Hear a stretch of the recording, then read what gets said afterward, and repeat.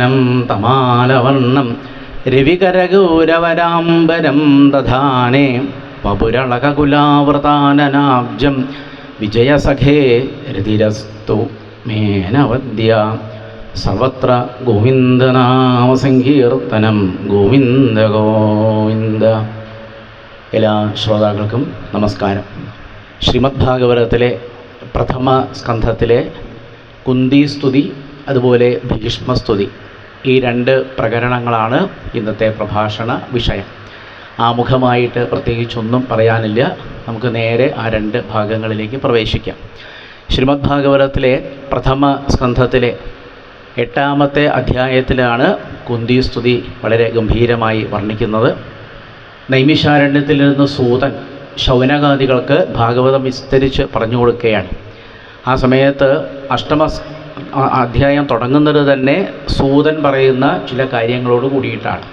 അഥത്തെ സമ്പരേതാനാം സ്വാനാം ഉദഗമിച്ഛതാം ദാതും സകൃഷ്ണാഗംഗായാം പുരസ്കൃത്യ യയുസ്ത്രിയ.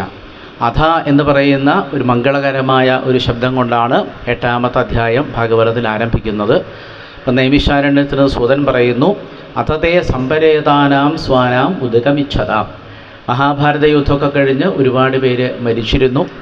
ആ മരിച്ചു കഴിഞ്ഞ ആൾക്കാരുടെ പലതരത്തിലുള്ള സംസ്കാര കർമ്മങ്ങളെല്ലാം തന്നെ അവിടെ വച്ച് ചെയ്യാൻ വേണ്ടി ഗംഗാനദിയുടെ തീരത്തേക്ക് എല്ലാവരും ചെന്നു. എന്നിട്ട് അവിടെ വച്ച് വേണ്ട തരത്തിലുള്ള ആ സാമ്പ്രദായികമായിരിക്കുന്ന കർമ്മങ്ങളെല്ലാം ചെയ്തു. ആ പാദാബ്ജരജപ്പൂര സരിജ്ജലെ, ഭഗവാന്റെ പാദ തീർത്ഥമാണ് ഗംഗാനദി. ആ ഗംഗാനദിയിൽ കുളിച്ചതോടുകൂടി അവരുടെ എല്ലാ തരത്തിലുള്ള പാപങ്ങളും തീർന്നു കഴിഞ്ഞു. അവിടെ തത്രാസീനം കുരുപതിം ധൃതരാഷ്ട്രം സഹാനുജം ഗാന്ധാരിയും പുത്രശോകാർത്താം പ്രധാം കൃഷ്ണാം ച മാധവ. സാക്ഷാൽ ശ്രീകൃഷ്ണ ഭഗവാൻ അവിടെ ഉണ്ടായിരുന്ന കുന്തിദേവിയെ, അതുപോലെ പാഞ്ചാലിയെ, അതുപോലെ ധൃതരാഷ്ട്രരെ, അതുപോലെ അവിടെ ആരെല്ലാം കൂടിയിരുന്നോ അവരെല്ലാവരും തന്നെ പലതരത്തിലുള്ള ദുഃഖങ്ങൾ അനുഭവിക്കുന്നവരായിരുന്നു. അവരുടെ എല്ലാവരുടെയും ദുഃഖങ്ങൾ പലതരത്തിലുള്ള വാക്കുകളൊക്കെ പറഞ്ഞ് അവിടെ വെച്ച് ഭഗവാൻ തീർക്കുകയാണ്. ഇങ്ങനെ ഈ ഭൂമിയുടെ ഭാരം തീർക്കാൻ വേണ്ടിയായിരുന്നു വാസ്തവത്തിൽ ഈ മഹാഭാരത യുദ്ധം ഉണ്ടായത്. ഭഗവാൻ ആ ഭാരതയുദ്ധത്തിൽ പങ്കെടുത്തു എന്നല്ലാതെ നേരിട്ട് ഭഗവാൻ ആയുധങ്ങളൊന്നും പ്രയോഗിച്ച് യുദ്ധം ചെയ്തതായിട്ട് നമുക്ക് കാണാൻ കഴിയില്ല. ഇങ്ങനെ ഭഗവാന്റെ അനേകം ലീലകളാണ് നൈമിഷാരണ്യത്തിലിരുന്ന് സൂതൻ ശൗനകാദികൾക്ക് പറയുന്നത്. അപ്പോൾ അതെല്ലാം ശൗനകാദികൾ കേട്ടുകൊണ്ടിരിക്കുകയാണ്. അപ്പോൾ അവർ വളരെ ഭക്തിയോടുകൂടി സൂതൻ കഥ പറയുന്നു. വളരെ ഭക്തിയോടുകൂടി ശൗനകാദികൾ ആ കഥ കേട്ടുകൊണ്ടിരിക്കുന്നു. ആ സമയത്താണ് പിന്നീട് ഗന്ധും കൃതമതിർബ്രഹ്മാം പ്രഥമാസ്ഥിത ഉപലേഭേഭിതാവന്തിം ഉത്തരാം ഭയവിഹ്വല. അങ്ങനെ ദ്വാരകയിലേക്ക് പോകാൻ വേണ്ടി ഭഗവാൻ തയ്യാറായിട്ട് നിൽക്കുകയാണ്. ദ്വാരകാം രഥമാസ്ഥിത, ഭഗവാൻ ആ തേരിലേക്ക് കയറിയിരുന്നു. ഉപലേഭേ അഭിതാവന്തിയും ഉത്തരാം ഭയവിഹ്വല. ആ സമയത്താണ് ഭയവിഹ്വലയായ ഉത്തരാദേവി ഭഗവാന്റെ മുന്നിലേക്ക് ഓടി വരുന്നത്. ആ ഉത്തരാദേവി ഭഗവാനോട് പറഞ്ഞു, പാഹി പാഹി മഹായോഗിൻ ദേവദേവ ജഗൽപദേ നാന്യം തദഭയം പശ്യേയത്ര മൃത്യു പരസ്പരം അഭിദ്രവതി മാമീശ ശരസ്തപ്തായസോ വിഭോ കാമം ദഹതു മാം നാഥ മാമേ ഗർഭോ നിപാത്യതാം. അശ്വത്ഥാമാവിൻ്റെ ആ ബ്രഹ്മാസ്ത്രമാണ് ഉത്തരാദേവിയുടെ ഗർഭപാത്രത്തെ ലക്ഷ്യമാക്കി ഓടി വന്നത്. ആ അശ്വത്ഥാമാവിൻ്റെ ബ്രഹ്മാസ്ത്രത്തിൽ നിന്ന് എന്നെയും എൻ്റെ വയറ്റിൽ വളർന്നു വരുന്ന ആ കുഞ്ഞിനെയും ഭഗവാനെ അവിടുന്ന് രക്ഷിക്കണം, അങ്ങല്ലാതെ എനിക്ക് മറ്റാരും ശരണമില്ല എന്ന് ആ ഉത്തരാദേവി ഭഗവാനെ ചെന്ന് ശരണം പ്രാപിച്ചു എന്നാണ് സൂതൻ കഥ പറഞ്ഞു കൊടുക്കുന്നത്. അഭിമാമീശ ശരഹ തപ്തായസോ വിഭോ. നല്ലതുപോലെ ഇരുമ്പ് ചുട്ടുപഴുപ്പിച്ചാൽ എത്രത്തോളം ചൂടുണ്ടാകുമോ അതേപോലെ ചൂടാണ് ഞാൻ അനുഭവിക്കുന്നത്. കാമം ദഹതുമാം നാഥ. ഈ ബ്രഹ്മാസ്ത്രം വേണമെങ്കിൽ എന്നെ നശിപ്പിച്ചാലും എനിക്ക് വിരോധമില്ല, പക്ഷേ മാമേ ഗർഭോ നിപാത്യത, എൻ്റെ ഗർഭത്തെ അത് ഒരു തരത്തിലും വിഷമിപ്പിക്കരുത് എന്ന് ഭഗവാനോട് പ്രാർത്ഥിച്ച സമയത്ത് സൂതൻ ആ കഥ തുടർന്ന് പറയുകയാണ്. അപാണ്ഡവമിതം കർത്തും ദ്രൗണേഹേ അസ്ത്രമബുദ്ധ്യത. പാണ്ഡവന്മാരില്ലാത്ത രീതിയിൽ ഈ ഭൂമിയെ മാറ്റാൻ വേണ്ടിയിട്ട് ആ ദ്രൗണിയായിരിക്കുന്ന അശ്വത്ഥാമാവ് പ്രയോഗിച്ചതാണ് ഈ അസ്ത്രമെന്ന് ഭഗവാന് മനസ്സിലായി. അപ്പോൾ ഭഗവാൻ എന്ത് ചെയ്തു? സുദർശനേന സ്വാസ്ത്രേണ സ്വാനാംരക്ഷാം വിധാത് വിഭു. ഭഗവാന്റെ സുദർശനമാകുന്ന ഒരു ആയുധമെന്നൊരു അർത്ഥം പറയാം. അതേസമയത്ത് ദർശനം എന്ന വാക്കിന് നോട്ടം എന്നും അർത്ഥമുണ്ട്. ഭഗവാൻ തൻ്റെ ഏറ്റവും നല്ല ആ നോട്ടം കൊണ്ട് തന്നെ അവിടെ ഉണ്ടായിരുന്ന എല്ലാവരുടെയും എല്ലാ തരത്തിലുള്ള വിഷമങ്ങളും ഭഗവാൻ തീർത്തു എന്നാണ് പറയുന്നത്. മാത്രമല്ല വൈഷ്ണവം തേജ ആസാദ്യ സമശാമ്യൽ ഭൃഗുദ്വഹ മാമംസ്ഥ ഹേരദാശ്ചര്യം സർവാശ്ചര്യമയേച്യുതേ യയിദം മായയാദേവ്യ സൃജത്യവതി ഹന്ത്യജ. ഭഗവാനെ പറ്റി സൂതൻ പറയുകയാണ്, ഭഗവാന് ഈ പാണ്ഡവ വംശത്തെ മുഴുവനും, പ്രത്യേകിച്ച് ഉത്തരാദേവിയെയും ഉത്തരയുടെ ഗർഭത്തിലിരിക്കുന്ന പരീക്ഷത്തിനെയും എല്ലാം തന്നെ രക്ഷിക്കാൻ വാസ്തവത്തിൽ ഒരു പ്രയാസവും ഉണ്ടായിട്ടില്ല. എന്താ കാരണം? ഈ ഭഗവാനാണ് സൃജതി അവതി ഹന്തി. ഈ കാണുന്ന എത്രയോ കോടിക്കണക്കിന് ബ്രഹ്മാണ്ടങ്ങളെ മുഴുവനും സൃഷ്ടിക്കുന്നതും രക്ഷിക്കുന്നതും അതിനെ സംഹരിക്കുന്നതും എല്ലാം ഭഗവാനായതുകൊണ്ട് ഭഗവാന് ഈ ഉത്തരയെയും അതുപോലെ തന്നെ ആ ഉത്തരാദേവിയുടെ ഗർഭത്തിലിരിക്കുന്ന പരീക്ഷത്തിനെയും രക്ഷിക്കുക എന്ന് പറയുന്നത് എത്രയോ എളുപ്പത്തിൽ ചെയ്യാൻ കഴിയുന്ന ഒരു കാര്യമാണ് എന്നാണ് സൂതൻ നൈമിഷാരണ്യത്തിലിരുന്ന് പറയുന്നത്. ഈ സമയത്ത് ബ്രഹ്മതേജോ വിനിർമുക്തൈ ആത്മജൈ സഹകൃഷ്ണയ പ്രയാണാഭിമുഖം കൃഷ്ണം ഇതമാഹ പ്രഥാസവി. ഇതൊക്കെ കഴിഞ്ഞ് ഭഗവാൻ അവരെല്ലാവരെയും രക്ഷിച്ച് ദ്വാരകയിലേക്ക് പോകാൻ വേണ്ടി തയ്യാറായിട്ട് നിൽക്കുന്ന സമയത്താണ് കുന്തിദേവി ഭഗവാന്റെ മുന്നിൽ വന്ന് ഭഗവാനെ തൊഴുത് നമസ്കരിച്ച് സ്തുതിക്കുന്നത്. ഇതാണ് ഭാഗവതത്തിലെ വളരെ പ്രസിദ്ധമായിരിക്കുന്ന കുന്തി സ്തുതി എന്ന് പറയുന്ന ഭാഗം. അതിൽ ഈ 18ാമത്തെ ശ്ലോകം മുതൽ 43 വരെയുള്ള ശ്ലോകങ്ങൾ മുഴുവനും കുന്തി സ്തുതിയാണ്. എല്ലാ ശ്ലോകങ്ങളും വായിച്ച് എല്ലാ അർത്ഥവും പറയാനൊന്നും നമുക്ക് സമയമില്ലാത്തത് കൊണ്ട് ആ കുന്തി സ്തുതിയിലെ ഏതാനും ചില ശ്ലോകങ്ങൾ മാത്രം നമുക്കൊന്ന് അനുസ്മരിക്കാം. ചുരുക്കി പറഞ്ഞാൽ നമുക്കെല്ലാവർക്കും ഭക്തി ഉണ്ടാവാൻ വളരെ നല്ലതാണ് ഭാഗവതത്തിലുള്ള ഈ കുന്തി സ്തുതി എന്ന് പറയുന്ന ഈ പ്രകരണം എന്ന് മാത്രം ആകെ ചുരുക്കി ഒറ്റവാക്യത്തിൽ പറയാം. കുന്തിവാച എന്ന് പറഞ്ഞിട്ടാണ് ആ ഭാഗം ആരംഭിക്കുന്നത്. കുന്തി കൂട്ടണം ഉവാച എന്ന് പറയുന്ന 2 പദങ്ങൾ ചേരുമ്പോഴാണ് കുന്തിവാച എന്നാവുന്നത്. അപ്പോൾ അവിടുന്നാണ് ആ സ്തുതി ആരംഭിക്കുന്നത് എന്നർത്ഥം.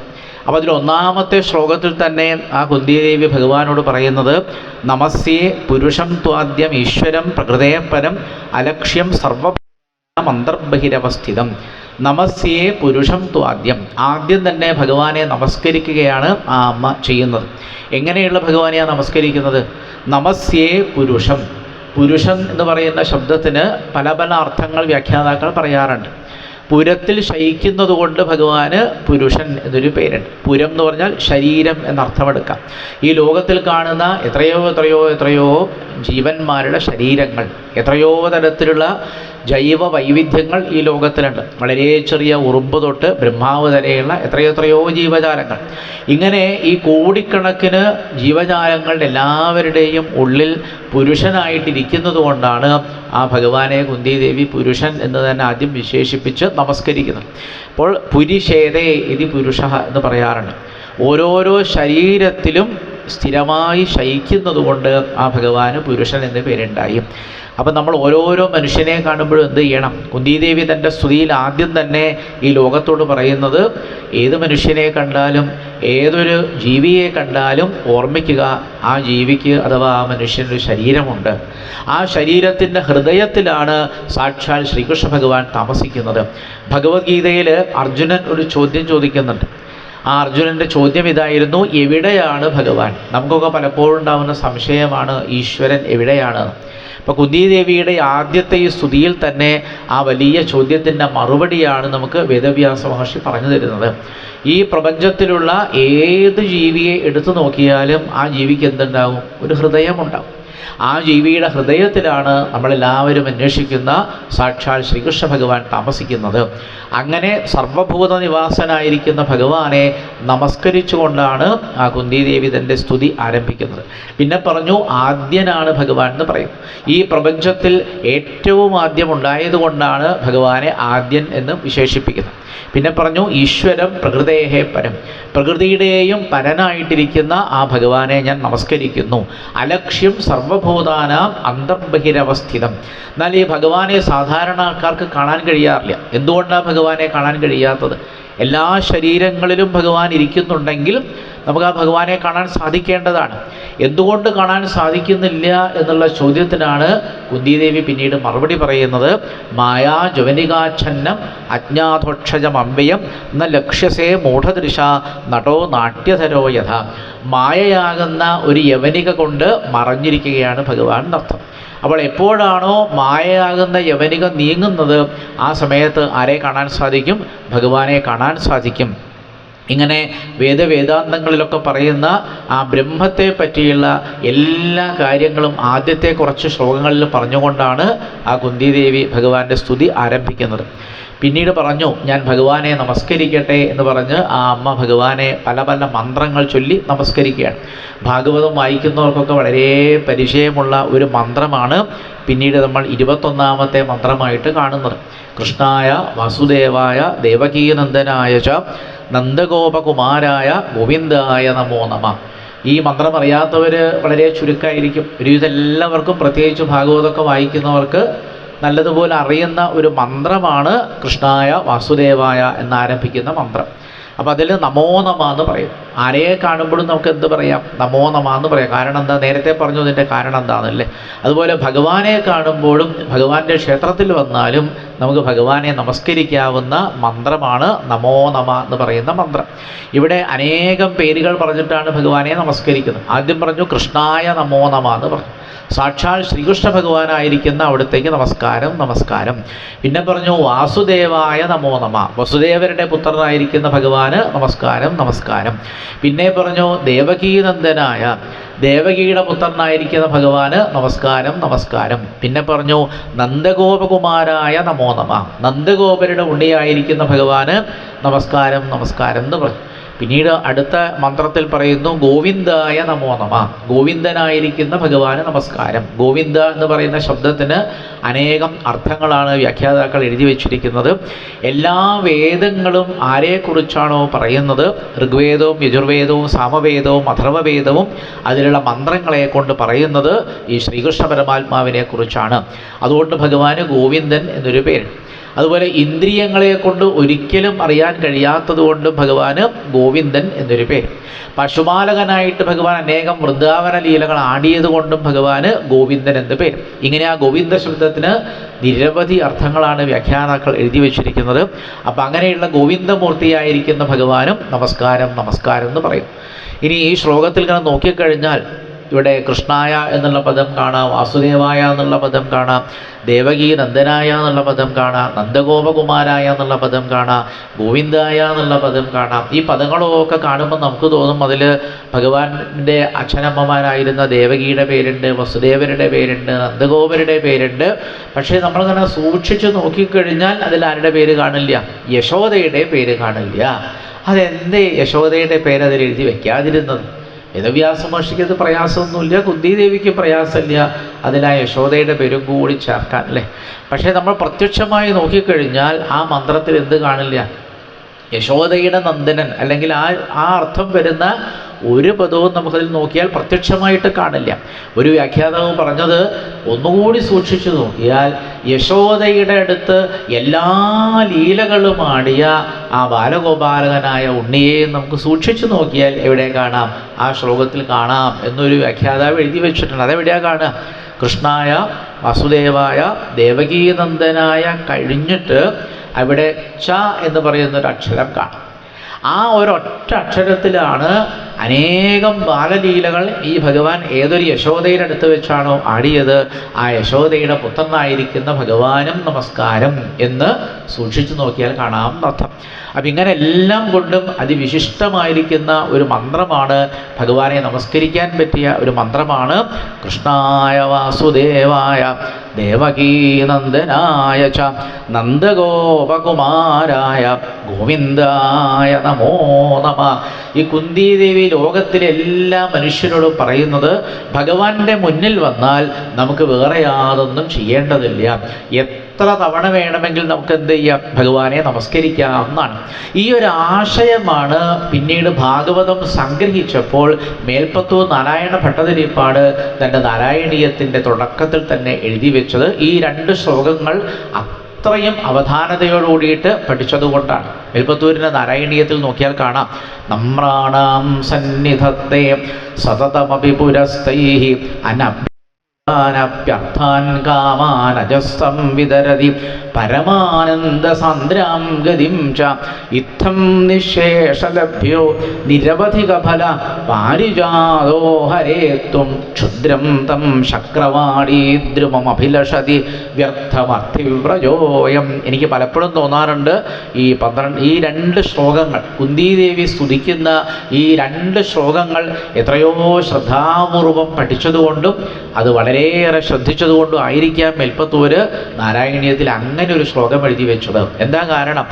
ആരാണോ ഈ ഭഗവാന്റെ മുന്നിൽ വന്ന് നമസ്കരിക്കുന്നത്, ആ നമസ്കരിക്കുന്നത് ആരോ ആവട്ടെ, അവർക്ക് പ്രത്യേകിച്ച് പാണ്ഡിത്യത്തിൻ്റെ ആവശ്യമില്ല, ശാസ്ത്രങ്ങളൊന്നും പഠിക്കേണ്ടതില്ല, എനിക്കൊന്നും അറിയില്ല, ഞാൻ അശരണനാണ് എന്ന് പറഞ്ഞുകൊണ്ട് ആ ഭഗവാന്റെ മുന്നിൽ ചെന്ന് ആരാണോ ഭഗവാനെ നമസ്കരിക്കുന്നത്, ആ നമസ്കരിക്കുന്നവരുടെ അനഭ്യർത്ഥിതാനഭ്യർത്ഥാൻ കാമാൻ, ആ ഭക്തൻ വല്ലതൊക്കെ ചോദിച്ചാൽ അതൊക്കെ ഭഗവാൻ സാധിപ്പിച്ചു കൊടുക്കും.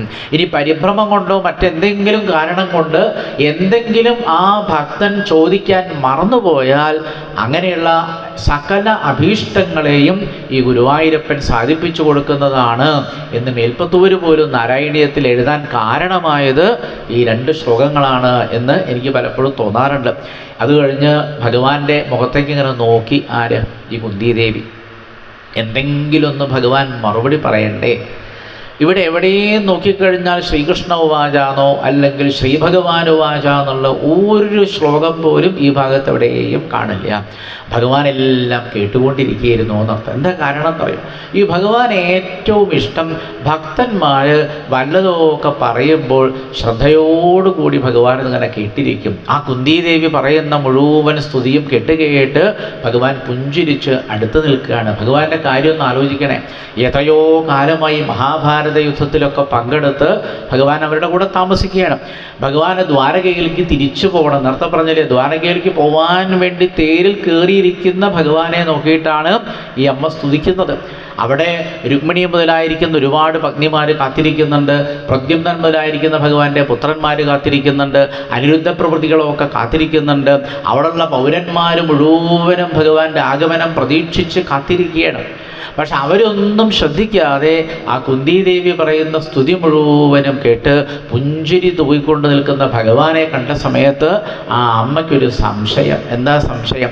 സ്വന്തം അമ്മയായ ദേവകിയോടാണോ അതല്ല എന്നോടാണോ കൃഷ്ണ നീ കൂടുതൽ കരുണ കാണിച്ചത്? അതിന് സംശയം. ഭഗവാൻ അതിനും മറുപടി ഒന്നും പറഞ്ഞില്ല. പക്ഷെ അതിൻ്റെ ചോദ്യത്തിൻ്റെ മറുപടി ആര് പറഞ്ഞു? ആ കുന്തിദേവി തന്നെ പറഞ്ഞു. യഥാ ഹൃഷീകേശഖലേന ദേവകി കംസേന രുദ്ധാരിചിരം ശുചാർപ്പിത വിമോചിതാഹം ച സഹാത്മജാ വിഭോ ത്വയൈവ നാഥേന മുഹുർവിപദ്ഗണാൽ. ഭഗവാന്റെ അമ്മയായിരുന്ന ദേവകീ ദേവിക്ക് ഒരുപാട് ദുഃഖങ്ങളുണ്ടായിരുന്നു എന്ന് നമുക്ക് പുരാണങ്ങളൊക്കെ വായിച്ചാൽ മനസ്സിലാവും. ആ ദേവകിക്കുണ്ടായ 6 പുത്രന്മാരെയും കംസൻ പാറയുടെ മുകളിൽ അടിച്ചു കൊല്ലുകയാണ് ചെയ്തത്. അപ്പോൾ ദേവകിക്ക് ആ കുട്ടികളൊന്നും കിട്ടിയില്ല. പക്ഷേ ഈ കുന്തിദേവിയുടെ കഥ എന്താ? അപ്പോഴാണ് കുന്തിദേവി തന്നെ പറ്റി ഓർത്തത്. ഈ കുന്തിദേവിക്ക് ശരിക്കും പറഞ്ഞാൽ ധർമ്മപുത്രർ ഒരു ഉണ്ണിയുണ്ട്, ഭീമസേനനാകുന്നൊരു പുത്രനുണ്ട്, അർജുനനാകുന്ന ഒരു പുത്രനുണ്ട്, അതിനൊക്കെ പുറമെ വിവാഹത്തിന് മുമ്പുണ്ടായ കർണൻ എന്ന് പറയുന്ന ഒരു പുത്രനുണ്ട്. അപ്പോൾ തൻ്റെ പുത്രന്മാരെ മാത്രമല്ല, ആ മാദ്രിക്കുണ്ടായിരുന്ന 2 പുത്രന്മാർ, നകുലസഹദേവന്മാർ, ഇവരെല്ലാവരെയും ഭഗവാനായിരുന്നു പലപ്പോഴായി വന്ന് രക്ഷിച്ചത് എന്ന് ആര് പറഞ്ഞു? കുന്തിദേവി അടുത്ത ശ്ലോകത്തിൽ ഭഗവാനോട് പറയുകയാണ്. മഹാഭാരതം ശരിക്കിരുന്നങ്ങോട്ട് വായിച്ച് പഠിച്ചാലാണ് ഈ കുന്തിദേവിയുടെയും പാണ്ഡുവിൻ്റെയും പാണ്ഡവന്മാരുടെയും കഥകൾ എത്ര ക്ഷേമമായിരുന്നു എന്ന് നമുക്ക് മനസ്സിലാവുക അല്ലേ? നമ്മുടെ ഒന്നും ജീവിതത്തിൽ ശരിക്കും അത്ര വലിയ ദുഃഖങ്ങളൊന്നും നമ്മൾ അനുഭവിക്കുന്നില്ല. കുന്തിദേവിയുടെ ജീവിതവുമായിട്ടൊന്ന് തട്ടിച്ചു നോക്കിയാൽ നമ്മുടെയൊക്കെ ജീവിതത്തിൽ ചെറിയ ദുഃഖങ്ങളൊക്കെ ഉണ്ട്, അത്രയും. ആ കുന്തിദേവി ഭഗവാനോട് പറയുന്നു, വിഷാൻ മഹാഗ്നേഹേ പുരുഷാദർശനാൽ അസൽസഭായ വനവാസകൃച്ഛ്രത മൃധേനേക മഹാരഥാസ്ത്രതോ ദ്രൗണ്യസ്ത്രതശ്ചാസ്മ ഹരേഭിരക്ഷിത. ഭഗവാനെ, എൻ്റെ ജീവിതത്തിൽ എത്രയോ ആപത്തുകളുണ്ടായിരുന്നു. ആപത്തുകളൊക്കെ ഉണ്ടായിരുന്ന സമയത്ത് എന്നെയും എൻ്റെ കുട്ടികളെയോ ഒക്കെ ഭഗവാനെ അവിടുന്നാണ് വന്ന് രക്ഷിച്ചത് എന്ന് മഹാഭാരതത്തിൽ അനേകം കഥകൾ എടുത്തിട്ടാണ് ആ അമ്മ ഭഗവാനോട് പറയുന്നത്. ആദ്യം തന്നെ പറയുന്നു വിഷാദ്. പണ്ട് ഭീമസേനനെ വിഷം കൊടുത്ത് കൊല്ലാൻ വേണ്ടി നോക്കി. അങ്ങനെ ദുര്യോധനന് ശ്രമിച്ച സമയത്ത് അന്ന് ഭീമസേനൻ രക്ഷപ്പെടുകയാണ് ചെയ്തത്. ഭീമസേനൻ രക്ഷപ്പെട്ടത് ഈ ശ്രീകൃഷ്ണ ഭഗവാന്റെ അനുഗ്രഹം കൊണ്ടാണ്. പിന്നെ പറയുന്നു മഹാഗ്നേഹേ, ഒരിക്കൽ അരക്കില്ലത്തിലിട്ട് ചുട്ടുകൊല്ലാൻ വേണ്ടി ശ്രമിച്ചപ്പോഴും ആ അരക്കില്ലത്തിൽ നിന്ന് ഈ പാണ്ഡവന്മാരെല്ലാവരും രക്ഷപ്പെട്ടതും ഈ ഭഗവാന്റെ കൃപ കൊണ്ട് മാത്രമാണ്. പിന്നെ പറഞ്ഞു പുരുഷാദ ദർശനാത്, പുരുഷാദന്മാരെന്ന് പറഞ്ഞാൽ മനുഷ്യരെ പിടിച്ചു തിന്നുന്ന ആൾക്കാർ എന്നർത്ഥം. അങ്ങനെ മനുഷ്യഭോജികളായ നരഭോജികളായിരിക്കുന്ന ഭഗനെ പോലുള്ള വലിയ വലിയ രാക്ഷസന്മാരിൽ നിന്ന് പോലും എൻ്റെ കുട്ടികൾക്ക് രക്ഷ കിട്ടിയത് ഭഗവാന്റെ കൃപാകടാക്ഷം കൊണ്ട് മാത്രമാണ്. പിന്നെ പറഞ്ഞു അസത്സഭായാഹ, അനേകം പേര് കൂടിയിരിക്കുന്ന ഒരു സഭയിൽ വെച്ച് ആ പാഞ്ചാലിയുടെ വസ്ത്രാക്ഷേപം ചെയ്യാൻ പുറപ്പെട്ട സമയത്ത് അന്ന് പാഞ്ചാലി രക്ഷപ്പെട്ടതും വാസ്തവത്തിൽ ഈ ഭഗവാന്റെ അനുഗ്രഹം കൊണ്ട് മാത്രമാണ്. ഇതൊക്കെ കഴിഞ്ഞ് പിന്നീട് ചൂതുകളിയൊക്കെ കഴിഞ്ഞിട്ടാണ് പിന്നീട് അവർക്ക് 12 കൊല്ലം കാട്ടിൽ താമസിക്കേണ്ടി വന്നു. ആ വനവാസകൃച്ഛത, ആ 12 കൊല്ലം കാട്ടിൽ താമസിക്കുമ്പോഴും അവർക്ക് പലതരത്തിലുള്ള ദുരിതങ്ങളും അനുഭവിക്കേണ്ടി വന്നു. ആ ദുരിതങ്ങളിൽ നിന്നൊക്കെ ഞങ്ങൾക്ക് രക്ഷ കിട്ടിയത് ഭഗവാനെ അങ്ങയുടെ ഒരേ ഒരു കൃപ കൊണ്ടാണ് എന്നാര് പറയുന്നു? കുന്തിദേവി ഭഗവാനോട് പറയുകയാണ്. ഇതൊക്കെ കേട്ടിട്ടും ഭഗവാൻ പ്രത്യേകിച്ച് ഒന്നും മിണ്ടാതെ ആ അമ്മ പറയുന്നത് തന്നെ അങ്ങനെ കേട്ടിരിക്കുകയാണ്. പിന്നീട് കുന്തിദേവി പറയുന്നത് മൃഥേ മൃഥേ, മൃഥേ എന്ന് പറഞ്ഞാൽ യുദ്ധത്തിൽ നടത്തും. മഹാഭാരത യുദ്ധത്തെപ്പറ്റി നമ്മൾ ഭാരതമെടുത്ത് പഠിക്കുമ്പോൾ നമുക്ക് മനസ്സിലാവും, ആ ഭാരത യുദ്ധം നടക്കുമ്പോൾ എത്രയോ തവണയാണ് ഈ ഭഗവാൻ ആരെ രക്ഷിക്കുന്നത്? പാണ്ഡവന്മാരെ രക്ഷിക്കുന്നത്. മേൽപ്പത്തൂര് നാരായണീയത്തിലൊക്കെ പറയുന്നുണ്ട്, നാഗാസ്ത്രേ കർണമുക്തേ ക്ഷിതിമവനമയൻ കേവലം കൃത്തമൗലിം തത്രേ തത്രാഭിപാർത്ഥം. ഒരിക്കൽ അർജുനനും അതുപോലെ തന്നെ കർണനും തമ്മിലുള്ള യുദ്ധം നടക്കുകയാണ്. ആ യുദ്ധം നടക്കുന്ന സമയത്ത് നാഗാസ്ത്രം പ്രയോഗിച്ചു. ആ നാഗാസ്ത്രം നേരെ വരുന്നത് അർജുനൻ്റെ നേരെയാണ്. അത് നേരെ അർജുനൻ്റെ കണ്ണിലേക്കാണ് വരിക. ഭഗവാൻ എന്താ ചെയ്യുന്നത്? ഭഗവാൻ അന്ന് പാർത്ഥസാരഥിയായിരുന്നു. ആ പാർത്ഥസാരഥിയായിട്ട് മുന്നിൽ നിൽക്കുന്ന ഭഗവാന് മനസ്സിലായി അല്പനിമിഷങ്ങൾക്കകം ഈ നാഗാസ്ത്രം ആരുടെ കഥ കഴിക്കും? അർജുനൻ്റെ കഥ കഴിക്കും. ആലോചിച്ചു നിൽക്കാൻ നേരമില്ല. ഉടനെ ഭഗവാൻ എന്ത് ചെയ്തു? ക്ഷിതിം അവനമയൻ, ഭഗവാൻ തൻ്റെ കാലിൻ്റെ പെരുവിരൽ ആ തേരിലൊന്ന് അമർത്തിയ സമയത്ത് ആ തേരൽപ്പം മണ്ണിലേക്ക് താണു. തേരൽപ്പം മണ്ണിലേക്ക് താണപ്പോഴെന്താ സംഭവിച്ചത്? നാഗാസ്ത്രേ കർണമുക്തേ ക്ഷിതിമവനമയൻ കേവലം കൃത്തമൗലിം തത്രേ. അർജുനൻ്റെ കണ്ണിൻ്റെ നേരെയാണ് ആ നാഗാസ്ത്രം വരുന്നത്. പക്ഷേ തേരൊന്നായിട്ട് താത്തിയപ്പോഴെന്ത് സംഭവിച്ചു? കണ്ണിലേക്ക് വരുന്നതിന് പകരം കേവലം കൃത്തമൗലിം, ആ അർജുനൻ്റെ കിരീടം മാത്രം തട്ടിത്തെറിപ്പിച്ചിട്ടാണ് ആ നാഗാസ്ത്രം അവിടുന്ന് ഓടിപ്പോയത് എന്നർത്ഥം. അങ്ങനെ നാഗാസ്ത്രത്തിൽ നിന്ന് പോലും അന്ന് അർജുനനെ രക്ഷിച്ചതും ഭഗവാനെ അവിടുന്നാണ്. ഇങ്ങനെ മഹാഭാരത യുദ്ധം എടുത്തു നോക്കിയാൽ എത്രയോ എത്രയോ എത്രയോ മനോഹരമായ രംഗങ്ങൾ നമുക്ക് കാണാൻ സാധിക്കും. അന്നെല്ലാം എൻ്റെ കുട്ടികളെല്ലാവരെയും ഭഗവാനെ അവിടുന്നാണ് രക്ഷിച്ചത് എന്നൊരു കുന്തിദേവി ഭഗവാനോട് പ്രാർത്ഥിക്കുന്നത് മനോഹരമായ ഒരു പ്രാർത്ഥനയാണ്. വിപദ സന്തുനശ്വൽ തത്ര തത്ര ജഗദ്ഗുരോ ഭവതോ ദർശനം യൽ സ്യാദ് അപുനർഭവ ദർശനം. ഹേ ജഗദ്ഗുരുവായിരിക്കുന്ന ഭഗവാനെ, എൻ്റെ ജീവിതത്തിൽ എനിക്ക് ആപത്തുകൾ ധാരാളം തരണേ എന്ന് വേറെ ആരെങ്കിലും പ്രാർത്ഥിച്ചിട്ടുണ്ടോ എന്ന് എനിക്കറിയില്ല. കുന്തിദേവി ഭഗവാനോട് പ്രാർത്ഥിക്കുന്നു. അതെന്താ ആപത്ത് തരണേ എന്ന് പ്രാർത്ഥിക്കണത്?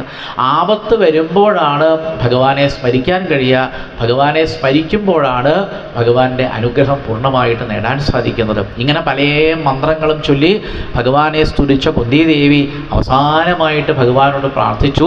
ത്വയി ആധ വിശ്വേശ വിശ്വാത്മൻ വിശ്വമൂർത്തെ സ്വകേഷുമേ സ്നേഹപാശമിമം ചിന്തി ദൃഢം പണ്ടുഷു വൃഷ്ടിഷു. എനിക്ക് എൻ്റെ ബന്ധുക്കളിലുള്ള സ്നേഹമാകുന്ന പാശത്തെ മുറിച്ചു തരണേ. പിന്നെ ഒരു പ്രാർത്ഥന കൂടി ചെയ്തു. ത്വയിമേ അനന്യ വിഷയാമതിർ മധുപതേസകൃൽ രതി മുദ്വഹദാദദ്ധ ഗംഗൈവോഖമുതന്നുതി. ഗംഗ എങ്ങനെയാണോ പ്രവഹിച്ചു വരുന്നത്, ആ ഗംഗാപ്രവാഹം പോലെയുള്ള ഭക്തി എനിക്ക് ഭഗവാന്റെ പാദാരവിന്ദത്തിൽ ഉണ്ടാവണേ എന്നാണ് ആ മഹതി ഭഗവാനോട് പ്രാർത്ഥിച്ചത്. ഇപ്പം കുന്തിസ്തുതി അനുസ്മരിക്കുന്ന ഈ സമയത്ത് നമുക്കും ഭഗവാനോട് പ്രാർത്ഥിക്കാനുള്ളതാണ്. നമുക്കെന്തോ ഭാഗ്യം കൊണ്ട് കുറേശ്ശെ ഭഗവാന്റെ പാദത്തിൽ ഭക്തിയൊക്കെ ഉണ്ടായി വരുന്നുണ്ട്. ഗംഗാപ്രവാഹം പോലെയുള്ള ഒരു ഭക്തി നമ്മുടെ എല്ലാവരുടെയും ഹൃദയത്തിൽ ഉണ്ടാവട്ടെ എന്ന് പ്രാർത്ഥിച്ചുകൊണ്ട് നമുക്ക് അടുത്ത അധ്യായത്തിലേക്കും കൂടി ഒന്ന് കണ്ണോടിച്ചു നോക്കാം. സ്വതവേ പറയാറുണ്ട്, ഈ പുരുഷന്മാരെ പോലെ തന്നെ സ്ത്രീകൾക്കും എന്ത് ചെയ്യാം? എല്ലാ തരത്തിലുള്ള ഉപാസനകളും ചെയ്യാമെന്നാണ്. ഇതിൻ്റെ ഏറ്റവും നല്ല നിദർശനമാണ് ഈ ഭാഗവതത്തിലും മഹാഭാരതത്തിലൊക്കെ കാണുന്ന കുന്തിദേവിയുടെ കഥ. ഈ കുന്തിദേവിയെ പോലെ തന്നെ ഭഗവാനെ ജീവിതകാലം മുഴുവനും ഉപാസിച്ച ഒരു മഹാത്മാവിൻ്റെ കഥയാണ് നൈമിഷാരണ്യത്തിലിരുന്ന് സൂതൻ പിന്നീട് 9ാമത്തെ അധ്യായത്തിൽ ശൗനകാദികൾക്ക് പറഞ്ഞു കൊടുക്കുന്നത്. അത് ആരംഭിക്കുന്നത് സൂത ഉവാച എന്ന് പറഞ്ഞിട്ടാണ്. അപ്പം നൈമിഷാരണ്യത്തിൽ ഇരുന്ന് സൂതൻ പറയുകയാണ്, ഇതിഭീത പ്രജാദ്രോഹാൽ സർവധർമ്മ വിവിത്സയ തതോ വിനശനം പ്രാഗാത് യത്ര ദേവം വ്രതോപതൽ. ഈ മഹാഭാരത യുദ്ധം കഴിഞ്ഞ സമയത്ത് ഇതിഭീത വല്ലാതെ പേടിച്ചിരിക്കുകയായിരുന്നു ആര്? ധർമ്മപുത്ര മഹാരാജാവ്. എന്താ അദ്ദേഹത്തിന് പേടിയുണ്ടാവാൻ കാരണം? പ്രജാദ്രോഹാത്. മഹാഭാരത യുദ്ധം കഴിഞ്ഞപ്പോൾ എത്രയോ പേർക്ക് പല പല ബന്ധുക്കളെ നഷ്ടപ്പെട്ടു. അച്ഛൻ നഷ്ടപ്പെട്ടവരുണ്ടായിരുന്നു, അമ്മാവൻ നഷ്ടപ്പെട്ടവരുണ്ടായിരുന്നു, ഭർത്താവ് നഷ്ടപ്പെട്ടവരുണ്ടായിരുന്നു, കുട്ടികൾ നഷ്ടപ്പെട്ടവരുണ്ടായിരുന്നു. അപ്പോൾ പ്രജകളൊക്കെ പലതരത്തിലും ദുഃഖിക്കുന്നതായിട്ടാണ് ധർമ്മപുത്രർക്ക് മനസ്സിലായത്. അപ്പോൾ താൻ കാരണമാണല്ലോ എൻ്റെ പ്രജകൾക്ക് ദ്രോഹമുണ്ടായത് എന്ന് വിചാരിച്ച് അദ്ദേഹത്തിന് എല്ലാ ധർമ്മങ്ങളുടെയും രഹസ്യം എന്താണെന്ന് അറിയണം എന്ന് കരുതി. അപ്പോൾ അദ്ദേഹത്തിന് തോന്നി മനസ്സിൽ, എന്താണോ ധർമ്മപുത്രർക്ക് തോന്നിയത് അത് ഭഗവാന്റെ മനസ്സിലും തോന്നിയത്. സർവധർമ്മ വിപിത്സയ, എല്ലാ തരത്തിലുള്ള ധർമ്മത്തെ പറ്റിയും കൃത്യമായി എനിക്ക് അറിയാൻ സാധിക്കണം. അദ്ദേഹത്തിന് ദുഃഖം തീർക്കാൻ വേണ്ടിയിട്ടാണ് ഭഗവാൻ എന്ത് ചെയ്യുന്നത്? എവിടെയാണോ ദേവവ്രതൻ വീണ് കിടക്കുന്നത് ആ ഭാഗത്തേക്കാണ് ഭഗവാൻ പാണ്ഡവന്മാരെല്ലാവരെയും എത്തിച്ചത്. എത്ര ദേവവ്രത അപതൽ, എവിടെയാണോ ദേവവ്രതൻ വീണ് കിടക്കുന്നത് അവിടേക്കാണ് ഭഗവാൻ എല്ലാവരെയും എത്തിച്ചത് എന്നർത്ഥം. ദേവവ്രതൻ എന്ന് പറഞ്ഞാൽ നമുക്ക് പെട്ടെന്ന് മനസ്സിലായി എന്ന് വരില്ല. സാക്ഷാൽ ഭീഷ്മരെയാണ് ഇവിടെ ദേവവ്രതനായിട്ട് പറയണം. തഥാദേ ഭ്രാതര സർവേ സദസ്യൈ സ്വർണഭൂഷിതൈ ഭഗവാനപി വിപ്രർഷേ രഥേന സ ധനഞ്ജയ സതൈ വിരോച നൃപ കുബേര ഇവ ഗുഹ്യകൈ. അവിടെ അനേകം പേരാണ് ഭീഷ്മപിതാമഹനെ കാണാൻ വേണ്ടി കുരുക്ഷേത്രഭൂമിയിലേക്ക് ചെല്ലുന്നത്. ദൃഷ്ട്വാ നിപതിതം ഭൂമോ ദിവശ്ചുതമിവാമരം. ദിവശ്ചുതമിവാമരം എന്ന് പറഞ്ഞാൽ ദേവലോകത്ത് നിന്ന് വീണിരിക്കുന്ന ഒരു ദേവനെ പോലെ ശോഭിക്കുകയായിരുന്നു ആ ശരശയ്യയിൽ കിടക്കുന്ന ഭീഷ്മരെന്നർത്ഥം. പ്രണയമോ പണ്ഡവാ ഭീഷ്മം സാനുഗാഹ സഹചക്രിണ. എല്ലാവരും അവിടെ ശരശയ്യയിൽ കിടക്കുന്ന ഭീഷ്മരെ വീണ് നമസ്കരിച്ചു. അനേകം ബ്രഹ്മഋഷിമാർ, ദേവഋഷിമാർ, രാജഋഷിമാർ എല്ലാവരും ഭരതപുങ്കവനായ ഭീഷ്മരെ കാണാൻ വേണ്ടി അവിടെ എത്തിയിരുന്നു. അതിലനേകം മുനിമാരുണ്ടായിരുന്നു. ആ മുനിമാരുടെ പേരുകളൊക്കെ സൂതൻ അവിടെ വെച്ച് ശൗനകാദികൾക്ക് പറഞ്ഞു കൊടുക്കുന്നുണ്ട്. ഈ മുനിമാരുടെ പേരുകൾ കേട്ടാൽ തന്നെ പുണ്യമാണ് എന്ന് പറയും. എവിടെ വെച്ചിട്ടാണോ ഭാഗവതം വായിക്കുന്നത് അവിടെ നമുക്ക് തോന്നും നമ്മൾ കുറച്ച് പേര് മാത്രമാണ് ഭാഗവതം കേൾക്കുന്നത്. അത് അങ്ങനെയല്ല. എവിടെയാണോ ഭാഗവതം വായിക്കുന്നത് അവിടെ ശ്രീ ശുഖബ്രഹ്മർഷിയെ പോലുള്ള, ശ്രീനാരദ മഹർഷിയെ പോലുള്ള എത്രയോ എത്രയോ എത്രയോ മാമുനിമാരാണ് ഈ ഭാഗവത പുരാണം കേൾക്കാൻ വേണ്ടി വന്നിരിക്കുക. ഇവിടെ അതെ, ഈ പാടേരി ഇല്ലത്തും അതെ, ഈ ഭാഗവത സത്രം നടക്കുന്ന സമയത്ത് എത്രയോ എത്രയോ എത്രയോ മുനിമാരും സജ്ജനങ്ങളും എല്ലാം തന്നെ ഈ ഭാഗവതം കേൾക്കാൻ വേണ്ടി പല പല ഭാഗത്തായി സൂക്ഷ്മരൂപത്തിൽ വന്നിരിക്കുന്നുണ്ട്. അവരിൽ ചിലരായിട്ടാണ് നമ്മളൊക്കെ ഇവിടെ ഇരുന്ന് ഭാഗവതം കേൾക്കുന്നത് എന്നുള്ള ഒരു മഹത്തായ ഒരു ഭാവനയും എവിടെ ഉണ്ടാവണം, നമ്മുടെ ഉള്ളിൽ ഉണ്ടായിരിക്കണം. അപ്പോൾ അനേകം മുനിമാരുടെ പേര് പറയുന്നുണ്ട്. പർവ്വതൻ, നാരദൻ, ധൗമ്യൻ, ബദരായണൻ, ബൃഹദശ്വൻ, ഭരദ്വാജൻ, അതുപോലെ പരശുരാമൻ, വസിഷ്ഠൻ, ഇന്ദ്രപ്രമദൻ, ത്രിതൻ, ഗൃത്സമദൻ, അസിതൻ, കക്ഷീവാൻ, ഗൗതമൻ, അത്രി, കൗശികൻ, സുദർശനൻ. ഇങ്ങനെ ഇതൊക്കെ മഹർഷിമാരുടെ പേരുകളാണ് ഈ പറഞ്ഞതൊക്കെ. ഇതേപോലെ ഇവിടെ പേരെടുത്ത് പറയാത്ത എത്രയോ എത്രയോ എത്രയോ എത്രയോ മഹർഷിമാർ അവിടെ വന്നിരുന്നു. വന്നവർ പലരും എങ്ങനെ വന്നു? ശിഷ്യൈഹി ഉപേദ ആജഗ്മു. പലരും അവരുടെ ശിഷ്യന്മാരെല്ലാവരെയും കൂട്ടിയിട്ടാണ് ഈ ഭീഷ്മരെ കാണാൻ വേണ്ടി വന്നത്. അങ്ങനെ തൻ്റെ ചുറ്റും വന്നിരിക്കുന്ന എല്ലാ മഹാഭാഗന്മാരെയും ആ വസൂത്തമനായിരിക്കുന്ന ഭീഷ്മര് നല്ലതുപോലെ നോക്കി വേണ്ടതുപോലെ അവരെയൊക്കെ പൂജിച്ചു. നമുക്ക് സംശയം തോന്നും പൂജയാമാസ എന്നൊക്കെ പറയുമ്പോൾ. കാരണം അനേകം അനേകം അനേകം ശരങ്ങളാണ് ഭീഷ്മരുടെ ശരീരത്തിൽ കോർത്ത് കിടക്കുന്നത്. അങ്ങനെയുള്ള ഒരാൾക്ക് പൂജ കഴിക്കാൻ പറ്റുമോ എന്ന് നമുക്ക് സംശയം തോന്നും. പൂജ കഴിക്കണമെങ്കിൽ അവനവൻ്റെ ശരീരം വേണ്ടതുപോലെ ചലിപ്പിക്കാൻ കഴിയണ്ടേ? പിന്നെ എങ്ങനെയാണ് ഭീഷ്മര് പൂജിച്ചത്? പൂജയാമാസ ധർമ്മജ്ഞോ ദേശകാല വിഭാഗവിത്ത്. ദേശത്തെപ്പറ്റിയും കാലത്തെപ്പറ്റിയും അതിൻ്റെ വിഭാഗങ്ങളെ പറ്റിയൊക്കെ നല്ലതുപോലെ അറിയുന്ന ഭീഷ്മര് തൻ്റെ മനസ്സുകൊണ്ടാണ് ചുറ്റും കൂടിയിരിക്കുന്ന മുഴുവൻ ആൾക്കാരെയും പൂജിച്ചത്. അതിലേറ്റവും പ്രധാനപ്പെട്ട പൂജ ആർക്കാ കൊടുത്തത്? കൃഷ്ണം ച തൽ പ്രഭാവജ്ഞ. വേദവ്യാസ മഹർഷി പറയുന്നുണ്ട്, ഈ ശ്രീകൃഷ്ണ ഭഗവാന്റെ പ്രഭാവത്തെ പറ്റി ഈ ലോകത്തിൽ മിക്കവാറും പേർക്ക് അറിയുകയില്ല. പക്ഷേ ഭീഷ്മരെ പറ്റി എന്താ പറയണത്? കൃഷ്ണം ച തൽപ്രഭാവജ്ഞ, തൽപ്രഭാവജ്ഞനായിരുന്നു ഭീഷ്മര് എന്ന് പറയുന്നുണ്ട്. ശ്രീകൃഷ്ണ ഭഗവാന്റെ പ്രഭാവത്തെ പറ്റി പൂർണ്ണമായിട്ടും ആർക്കറിയാം? ആ ഭീഷ്മപിതാമഹൻ അറിയാം. ആസീനം ജഗദീശ്വരം, ഭീഷ്മപിതാമഹരുടെ വളരെ അടുത്ത് ഭഗവാൻ അവിടെ പ്രത്യേകിച്ച് അവിടെ വന്നിരിക്കുകയാണ്. ജഗദീശ്വരനായിരിക്കുന്ന ആ ഭഗവാനെയും ഹൃദിസ്ഥം പൂജയാമാസ, തൻ്റെ ഹൃദയത്തിൽ വെച്ച് പ്രതിഷ്ഠിച്ച് നല്ലതുപോലെ പൂജിച്ചു. ഭീഷ്മർക്ക് മനസ്സിലായി എന്ത്? മായയാ ഉപാത്ത വിഗ്രഹം. വാസ്തവത്തിൽ നമ്മൾ ഇന്നലെ പറഞ്ഞല്ലോ, മഹാത്മ്യം പറയുന്ന സമയത്ത് ബ്രഹ്മത്തെ കാണാൻ പറ്റുകയില്ല എന്നാണ് വേദവേദാന്തങ്ങളിലൊക്കെ പറയുക. സംശയം ഉണ്ടെങ്കിൽ നമുക്ക് ഏത് ഉപനിഷത്ത് വേണമെങ്കിലും നോക്കാം. കഠോപനിഷത്തോ ബൃഹദാരണ്യകോപനിഷത്തോ ഇനി അതല്ല തൈത്തിരിയോപനിഷത്തോ ഏത് ഉപനിഷത്തെടുത്ത് നോക്കിയാലും പറയും, എല്ലാ ഉപനിഷത്തും ഐകകണ്ഠ്യേന ഒരേ രൂപത്തിൽ പറയുകയാണ്, ഈ ബ്രഹ്മത്തെ ഇന്ദ്രിയങ്ങളെ കൊണ്ട് അറിയാൻ സാധ്യമല്ല. ബ്രഹ്മത്തെ കണ്ണുകൊണ്ട് കാണാൻ പറ്റില്ല, നാവ് കൊണ്ട് രുചിച്ചറിയാൻ പറ്റില്ല, ഇനി അതല്ലെങ്കിൽ തൊക്കുകൊണ്ട് തൊട്ടറിയാൻ പറ്റില്ല.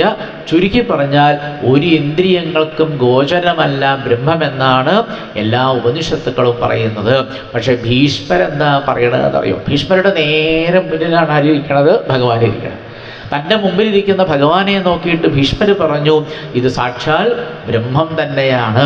മായയാ ഉപാത്ത വിഗ്രഹം, മായയെ സ്വീകരിച്ചുകൊണ്ട് ഭഗവാൻ ശ്രീകൃഷ്ണ സ്വരൂപത്തിലൂടെ വന്നിരിക്കുന്നു.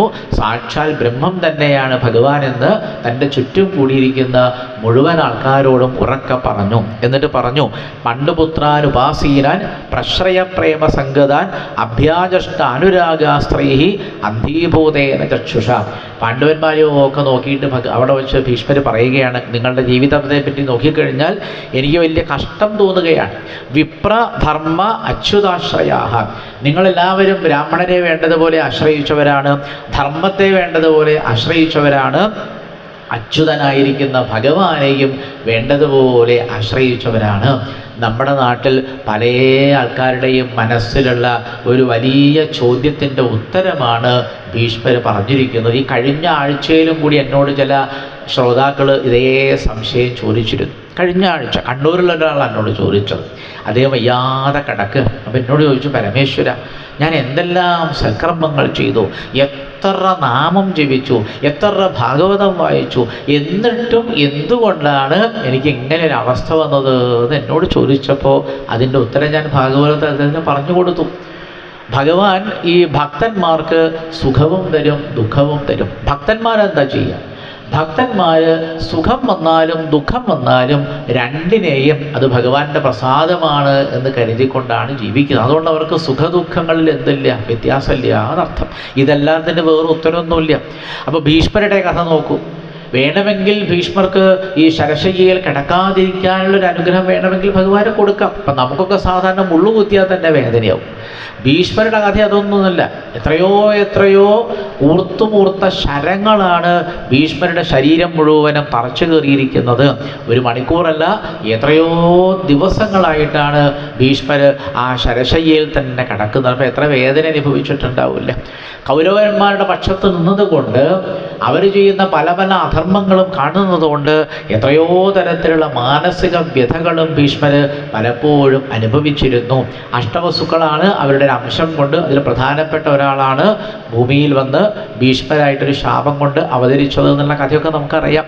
അപ്പോൾ ഭീഷ്മരുടെ ജീവിതം മാത്രം നോക്കിയാൽ തന്നെ ഒരുപാട് വേദനകൾ അദ്ദേഹത്തിന് അനുഭവിക്കേണ്ടി വന്നു. പക്ഷെ ഭീഷ്മർക്ക് അതൊന്നും ഒരു പ്രശ്നമല്ല. ഭീഷ്മർ എപ്പോഴും എന്താ വിചാരിക്കുക, ഇതെല്ലാം ഭഗവാന്റെ പ്രസാദമാണ്. സുഖം വരുമ്പോഴും ദുഃഖം വരുമ്പോഴും അതൊക്കെ ഭഗവാന്റെ പ്രസാദമാണ് എന്ന് കരുതിക്കൊണ്ട് ജീവിച്ച ഒരു മഹാനുഭാവനായിരുന്നു ഭീഷ്മര്. അപ്പം അതുകൊണ്ട് ഭീഷ്മര് പാണ്ഡവന്മാരോട് പറഞ്ഞു, സർവം കാലകൃതം മന്യേ, എല്ലാം തന്നെ കാലത്തിൻ്റെ ഒരു പ്രചോദനമാണ് ഇതിൻ്റെ പിന്നിൽ. അപ്പം കാലം എന്ന് പറഞ്ഞാൽ എന്താ? കാലം എന്ന് പറഞ്ഞാൽ കാലസ്വരൂപിയായിരിക്കുന്ന സാക്ഷാൽ ശ്രീകൃഷ്ണ ഭഗവാനാണ്. ആ ഭഗവാനാണ് എൻ്റെ മുന്നിൽ ഇപ്പോൾ പുഞ്ചിരിച്ചു കൊണ്ടിരിക്കുന്നത്. അവിടെ വെച്ച് ഈ ധർമ്മപുത്രർ അനേകം ചോദ്യങ്ങൾ ചോദിക്കുന്നുണ്ട്. ധർമ്മപുത്രർ ചോദിക്കുന്ന എല്ലാ ചോദ്യങ്ങൾക്കും ഭീഷ്മപിതാമഹൻ വളരെ കൃത്യമായി ശാസ്ത്രീയമായി മറുപടി പറയുന്നുണ്ട്. അത് മുഴുവനും നമുക്ക് അറിയണമെങ്കിൽ നമ്മൾ ഭാഗവതം വായിച്ചാൽ പോരാ. എന്ത് വായിക്കണം? മഹാഭാരതം വായിക്കണം. മഹാഭാരതത്തിൽ നിരവധി അധ്യായങ്ങളിലായിട്ടാണ് തുടങ്ങിയിട്ടാണ് ഈ ഭീഷ്മർ ധർമ്മപുത്രർക്ക് പറഞ്ഞു കൊടുക്കുന്ന അനേകം തത്വോപദേശങ്ങളുള്ളത്. അതിലനേകം കഥകളുണ്ട്. അതെല്ലാം നമുക്ക് മഹാഭാരതം വായിച്ചാലേ മനസ്സിലാവുള്ളൂ.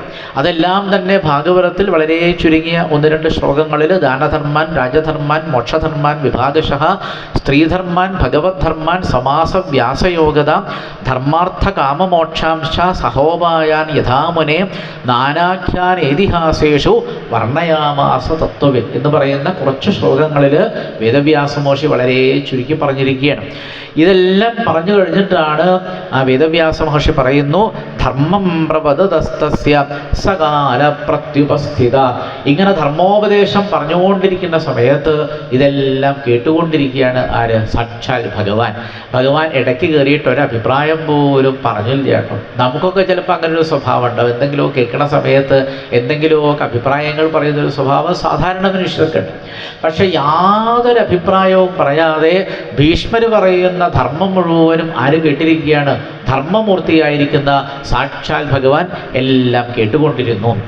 ഭഗവാനും മനസ്സിലായി, ഭീഷ്മർക്കും മനസ്സിലായി എന്ത്? ഇനി ഭീഷ്മർക്ക് ആയുസ് അല്പം കൂടി മാത്രമേ ബാക്കിയുള്ളൂ. ഉത്തരായണത്തെ പ്രതീക്ഷിച്ചിരിക്കുകയായിരുന്നു അദ്ദേഹം. വാഞ്ചിതസ്തു ഉത്തരായണ. പിന്നീട് അദ്ദേഹം എന്ത് ചെയ്തു? തദോപസംഹൃത്യ ഗിരസഹസ്രണീർവിമുക്ത സംഗം മനാദിപൂരുഷേ കൃഷ്ണേലസൽപീതപടേ ചതുർഭുജേ പുരസ്ഥിതേ മീലിതദ്രവ്യധാരയൽ. സൂതൻ നൈമിഷാരണ്യത്തിൽ എന്ന് പറയുകയാണ് ശൗനകാദികളോട്, തഥാ ഉപസംഹൃത്യ ഗിരഹ. പിന്നെ ഭീഷ്മർക്ക് തോന്നി ഇനിയിങ്ങനെ ധർമ്മത്തെ പറ്റിയോ മറ്റുള്ള കാര്യങ്ങളൊന്നും പറയേണ്ട. അത്തരത്തിലുള്ള വാക്കുകളൊക്കെ അദ്ദേഹം ഉപസംഹരിച്ചു കഴിഞ്ഞു. വിമുക്ത സംഘം മന ആദിപൂരുഷേ. എല്ലാ തരത്തിലുള്ള സംഘങ്ങളെയും ഉപേക്ഷിച്ചു കഴിഞ്ഞു ആര്? ഭീഷ്മപിതാമഹൻ. ഇതൊക്കെ പറയാൻ വളരെ ബുദ്ധിമുട്ടാണ്, പ്രവർത്തിക്കാൻ അതിലേറെ പ്രയാസമുള്ള കാര്യമാണ് ആര് ചെയ്തത്? ഭീഷ്മർ ചെയ്തത്. എല്ലാ തരത്തിലുള്ള സംഘങ്ങളെയും ഉപേക്ഷിച്ച ഭീഷ്മർ തൻ്റെ ആ പരിശുദ്ധമായിരിക്കുന്ന മനസ്സ് പൂർണ്ണമായും ആദിപുരുഷനായിരിക്കുന്ന ഭഗവാനിൽ തന്നെ വെച്ചു. കൃഷ്ണേ ലസൽപീതപടേ. ഭഗവാൻ നല്ല ഒന്നാന്തരം മഞ്ഞപ്പെട്ട് കൊടുത്തിട്ടുണ്ട്. ആ മഞ്ഞപ്പെട്ട് കുറേ നേരം ഭീഷ്മരെ ധ്യാനിച്ചു. ചതുർഭുജയം, 4 കൈകളിൽ ശംഖചക്ര ഗദാബിംബങ്ങൾ ഭഗവാൻ ധരിച്ചിരുന്നു. ശംഖം, ചക്രം, ഗദ, താമര ഇത് 4ഉം ഭീഷ്മർ കുറേ നേരം ധ്യാനിച്ചു. പുരസ്ഥിതേ. സ്വതവേ മരണസമയത്ത് ഭഗവാനെ സ്മരിക്കാൻ കഴിയുക എന്നുള്ളത് വളരെ പ്രയാസമുള്ള ഒരു കാര്യമാണ്.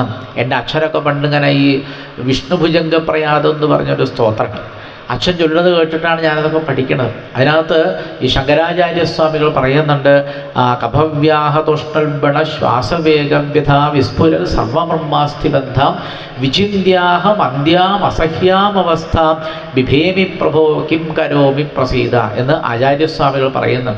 അതായത് അതിൻ്റെ അർത്ഥം ഇതാണ്, മരണസമയത്ത് കഫം തൊണ്ടയിൽ വന്ന് ശബ്ദം പോലും വേണ്ടതുപോലെ പുറത്തേക്ക് വരാതെ പലതരത്തിലുള്ള വിഷമങ്ങളും അനുഭവിച്ചുകൊണ്ടാണ് പല മനുഷ്യരും മരിക്കാറുള്ളത്.